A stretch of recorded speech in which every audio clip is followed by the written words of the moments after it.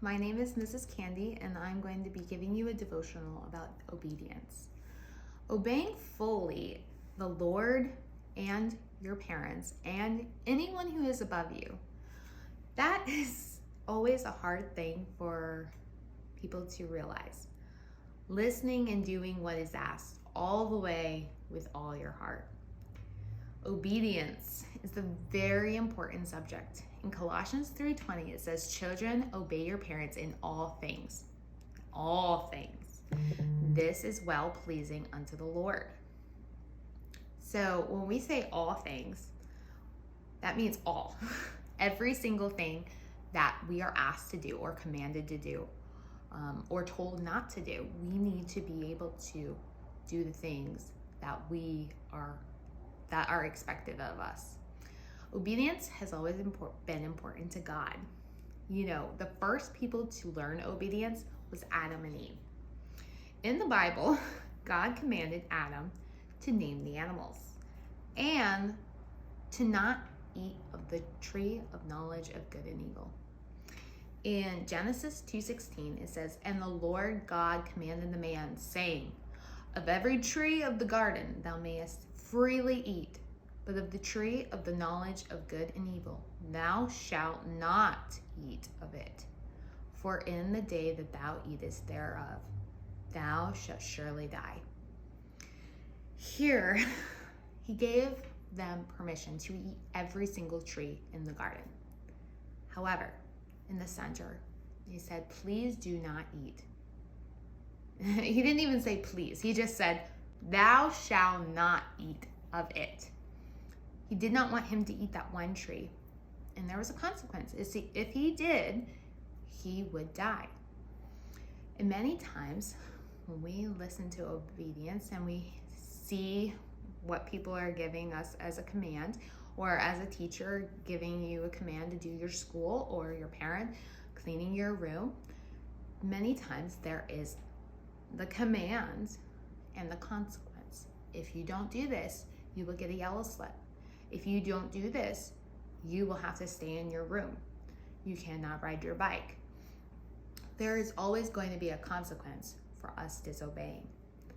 Adam obeyed God by naming all the animals. I think that's amazing that he was able to name all the animals, that he was trusted, and God commanded him to name every single animal. We just got a guinea pig, and I love that we were able to name him. We wanted our son to name him, but he was a little young, and he would say my hamster, or my guinea pig, or my bunny rabbit. So he didn't really give him a name. He's 2.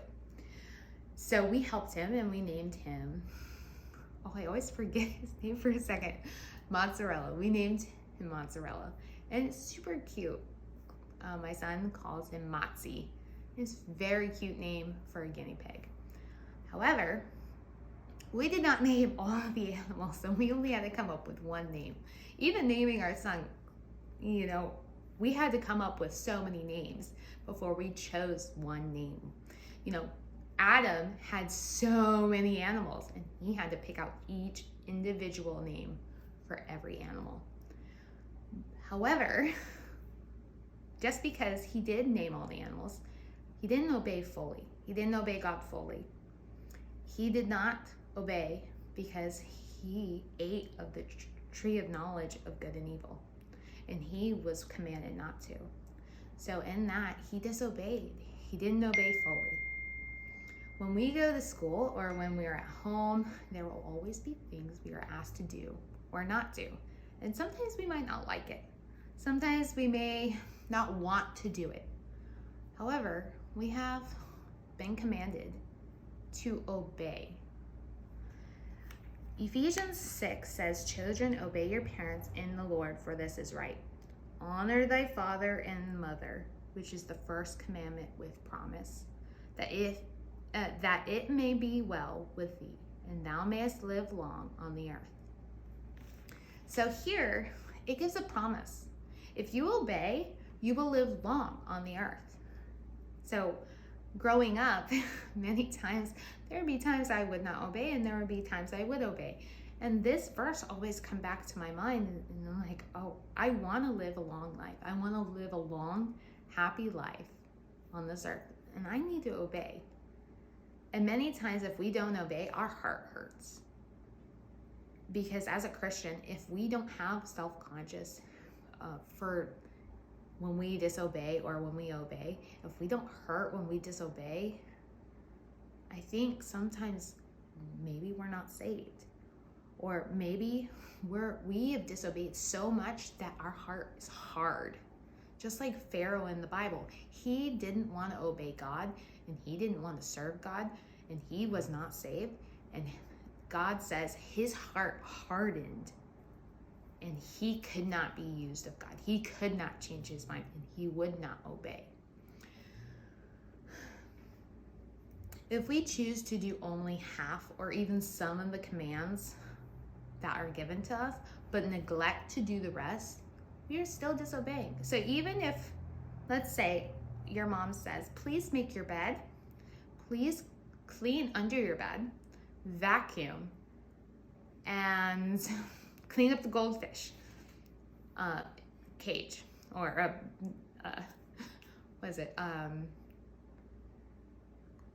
tank. Clean up your goldfish tank. And if we don't obey in cleaning up the goldfish tank, but we did everything else, are we obedient? No. Your mom will come in and say, okay, this is done, good job. This is done, good job. This is done, good job. Oh, what about the goldfish? You didn't clean that up. Well, I did everything else. I don't think she will be very happy. And many times there will be a consequence for not obeying that one task, even if you did all the other ones. Another person in the Bible who shows a great example of obedience is David. You know, David, he went to the battlefield after his father told him, go give food and supplies to your brothers. And he saw that the giant Goliath was terrorizing and calling it out to Israel, saying, your God is not real, or send out your best fighter.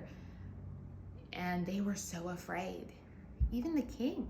So David went to the king and said, I will go out. And, you know, the king thought he was too small to even go. But David, knowing and trusting the Lord, went down to the river where God showed him to pick up 5 little stones and put it into his sling. And you know, just like the song, 5 stones at the brook. 1 stone went into the sling, and the sling went round and round, round and round and round and round. And this one little stone went up in the air, and the giant came tumbling down. You know, if David wouldn't have obeyed his father, he wouldn't have gone to the battlefield. And if he wasn't on the battlefield, going down to that brook, maybe he used a sword. You know, the sword was so much bigger, and the armor was so much bigger. If he would have taken what the armor that the king tried to give him, I don't know if he would have won. Maybe the Lord would have miraculously helped him, but that was not what he was trained to do. He kept sheep, and he used a sling, and he used stones. That's what he was trained in. So the Lord said, this is how I want you to defeat the giant. If he didn't obey fully in all those things, there would have been a consequence. His consequence could have been his life. He could have died on the battlefield if he did not trust God. So because he obeyed, he was used by God. He defeated a giant. He became a hero, and ultimately he became king of Israel. And that stemmed from just a little boy obeying God at the beginning, and obeying his father at the beginning, and trusting God to take care of him. Even though he might have been scared to fight that giant, he trusted God and obeyed. If he didn't obey, he may have not killed the giant. He wouldn't have been a hero, and maybe God wouldn't have chosen him to be king. It is very important to obey in even the smallest things, because we never know what our obedience will lead us to. Next time we are told to do something, we need to make sure we obey to the fullest. And I want to challenge you. If you are having a hard time obeying, maybe talk to your parent or talk to your teacher about obeying to your fullest, because they are there to help. And many times we struggle obeying in all areas of our life. And I want you to be able to be used of God greatly. And that's only when we can obey.